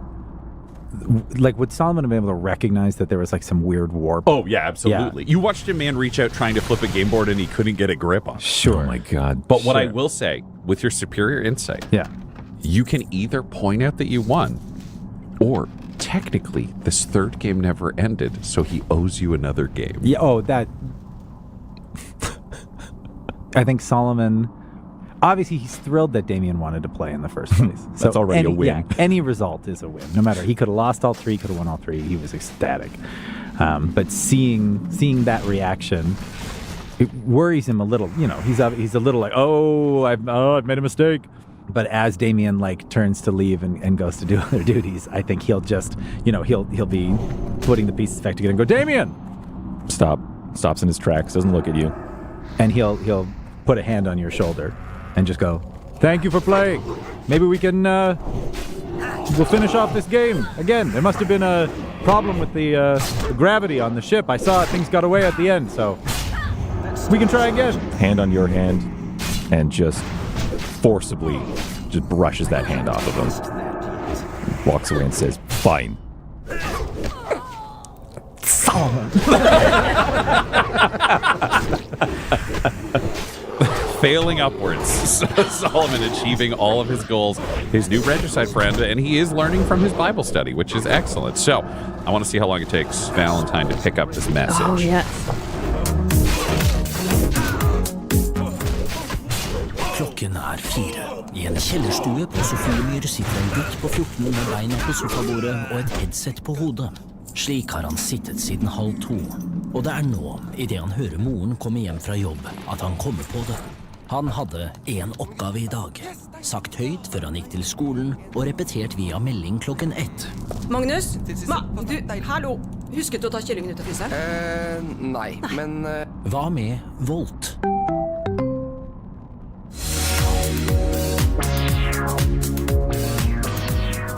$35 days was 2D100 is the question.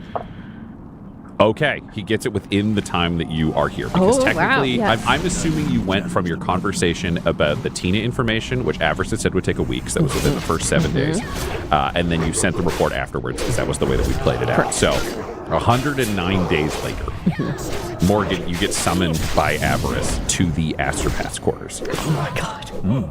No, there's a call for you. It's rather urgent. Thank you. And she's gonna go see the astropath. You step inside, the door closes behind you, you have the Nightmare Astropath in front of you, as you know, asked to set on a pole, box quill for mouth, quill underneath that never really gets used for writing anything, but theoretically could, and you hear a voice that says, hello, Morgan, is this you?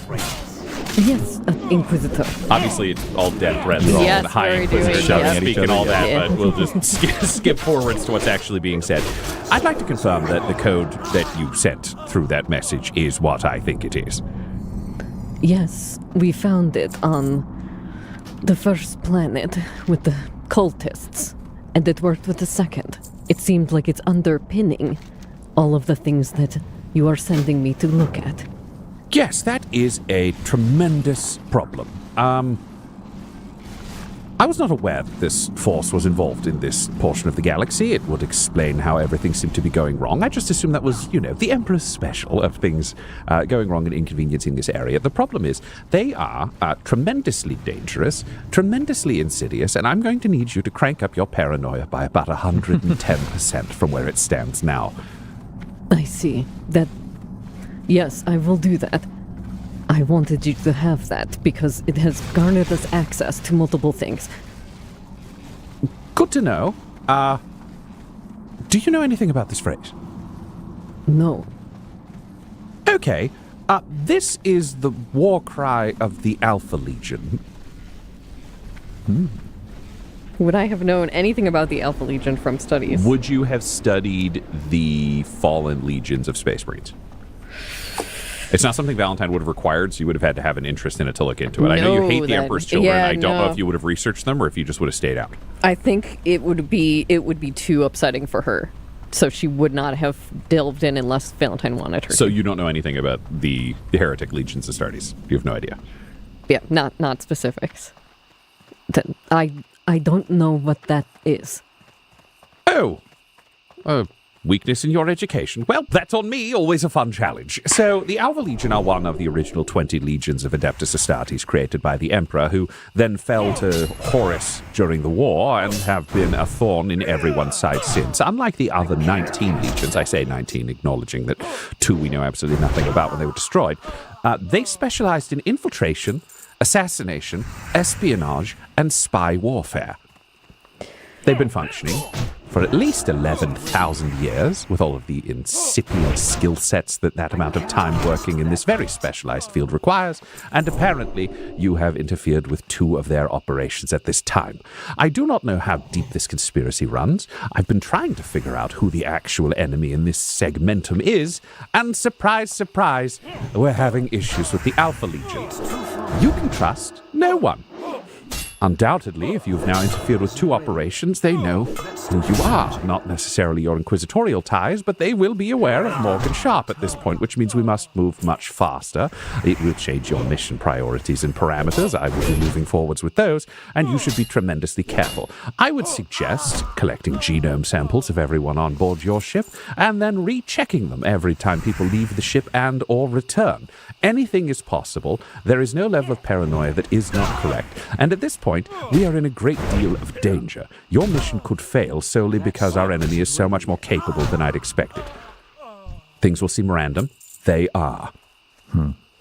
It's a race against time now. If they can determine your ultimate objective, they will be able to stop us, and we cannot allow that to happen. This is a very overwhelming amount of information. Understood, Inquisitor. We have been marooned here for some time, but I will endeavor to get things back up and running as quickly as possible. Excellent. I will be reaching out to Avarice. From what I understand, I checked with him. Your engines have been repaired at this point. You're just waiting for new missions. The parameters will change. New mission will be delivered in the coming days once we can determine the precise location. Good. And we are down 1 member, as I know you know. I will do what I can with what I have. You will succeed. I will succeed in the Emperor and your name. Excellent. Much better. Yes, failure is not an option. Again, this comes from the Imperial Legion. It could change the shape of the entire galactic war. Failure is not an option. I'm not interested in what we can do. I'm interested in what we have to do. You know, the good stuff. Yes, I will do everything within my power, and we will succeed. Yes. I will be more paranoid. Yes, and remember, your power is the Emperor's, so it is limitless. Do not fail. Any further questions? This will be our last time communicating for some time, because every time we do this now, we risk Alpha Legion attention and a great deal of problems. Yes, I understand. I'm glad this information was useful. Thank you, Inquisitor. Okay, yes, it's been great talking with you as well. Die heretic, etc., etc. Oh, don't worry about this. It's totally fine. I'm just checking my gun. Yes, no. It's fine. It's fine. Why? Stop running. It's so undignified when you run. Do this with a smile. You just hear a gunshot. All right. Cool. All right. So then Morgan comes out of there and is just going to go over the intercom and is going to be like, all hands on deck. I need you to line up in the hallway in front of closet space immediately. And then she's going to let that off, and we got to scan everybody. Everybody gets to go through the scanner. You go to Closet's quarters where you find everybody lined up. Oh, hey, why are we doing this? Talus seems like the one who would ask that question immediately at the gate. Solomon and Damien arrive and get in line.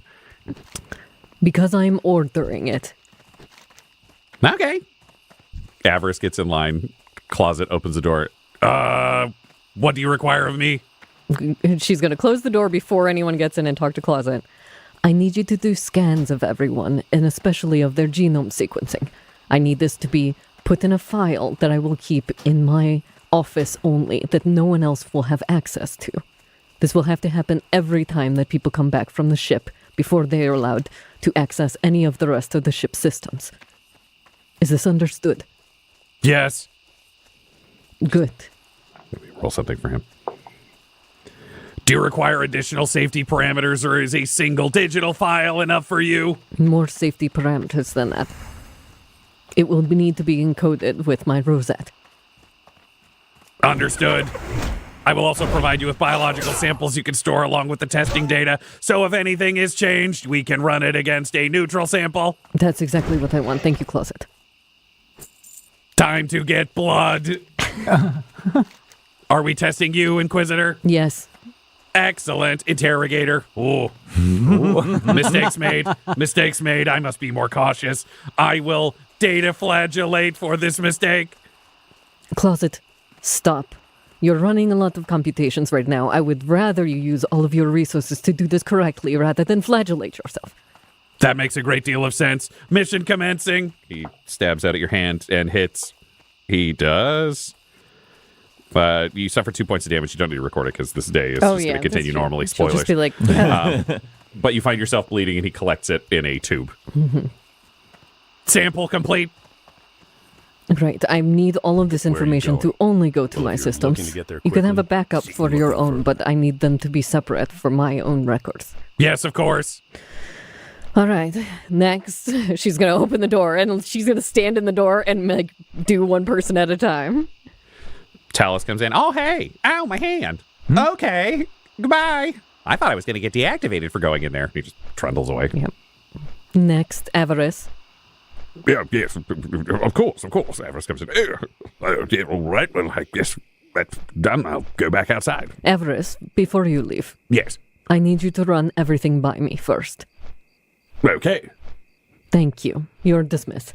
Okay. And he turns and exits. Solomon's next in line. Solomon. Puts his hand out. I say because Josh physically did this. Sorry. Oh, this is an audio medium? Yeah, no. Oh, I'm so sorry. Yeah. 3 years of mime. It doesn't matter. Yeah, here. I know. My mime undergraduate. All those years at Jacques Lecoq in France don't pay off here. But the space work I'm doing. He cuts your arm, collects the blood. Jeez. Oh, that's deep. I'm not good at this. Put on a bandage and add pressure. It will be better in 6 weeks. 2 to 3 weeks. Oh, God. Closet, what did you do? I struggle with minor injuries to calculate their severity.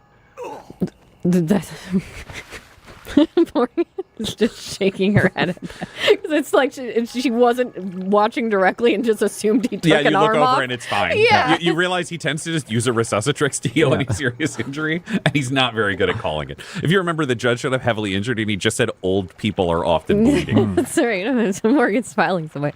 Thank you, Solomon. You will be fine. You're welcome. Oh. Damien. Damien comes in. Why is everyone walking out of here with a stab wound? Ow. Because they are being stabbed. That Closet collects the blood. That already had blood on it. Am I going to be sick? The samples are separate? Yes, of course. You'll be fine, Damien Proxima is being dramatic. I see. If he had augmetic eyes, then he would know that this was a clean sample. The flesh is weak. May I replace his eyes for future improvements? No, Closet. Damien, please leave. He looks at the two of you. Every time someone asks Closet to do weird shit, there's been a theme of Damien feeling very upset by it in some way or another. So he's been told to leave by the interrogator that we can't really stick around. So we'll say, fine. I'll turn around and leave. Samples complete. Here are your biological samples. As he's been taking them, he's been slotting them into a machine, capturing genome data. He gives you a hard drive with all of that locked on it, as well as the tube samples themselves that you tested against it. He's filed it under your inquisitorial file, and he has a backup hard drive that you see him put in a safe. Since I need to go to bed. In a bunch of safes. It's almost a pneumatic tube setup where he gets shunted away and you don't know where in the room it is. As you look around, you realize he has a bunch of data vault Yeah, I safes. think this server is going to blow up. You can never tell which one he sent compared to any of the others mixed in here. So no one on your crew would be able to casually find it, even if they were looking So for far, it seems really stable. Did you have any samples of the judge? I know you've operated on him before when we came back from our last mission. Let me check. No. I burned all 23, contaminants 24. from the system. We have no records of his genome. Otherwise, it would be possible for judges to be targeted with viral and other weapons. I see. That may be a problem for us. How? Hoping that the judge comes back to us. We will need to be sure. Well, have a nice day. Says I he will. is. Yeah, I'm gonna turn off the Is there stream a here. risk of the judge being replaced? Yes. Oh. I have this a record of podcast all of is his awesome. augmetics, their shape, type, and overall metal components required for repair. I can test him against his own augmetics. It's a nat 20. The original was a nat 1. Damn. Perfect, Closet. Keep those records I'm on listening file, to a and we will have to podcast test called that before we Agents allow of him the full access to Inquisition. ship upon his return, which I hope is a problem we will have to face. Yes, A the only Warhammer risk will be if someone 40,000 has show. removed every one of his augmetics and put it into a similar scaled body. Would you be able to tell if that sort of surgery was done recently on a person? Depending on scarification, it is possible, but at the same time, it would be a subtle injury, which can be tougher to spot. Subtle flesh injury. Right. Bandage your arm. It will be better in 3 days. As you were, Closet. I am Yeah, as I am. Praise the He's taking Omnissiah. a blood sample and it takes 3 days to heal. Begin work. God damn, that's rough. But yeah, see you another day, or see you on the server, I guess. Goodbye for now.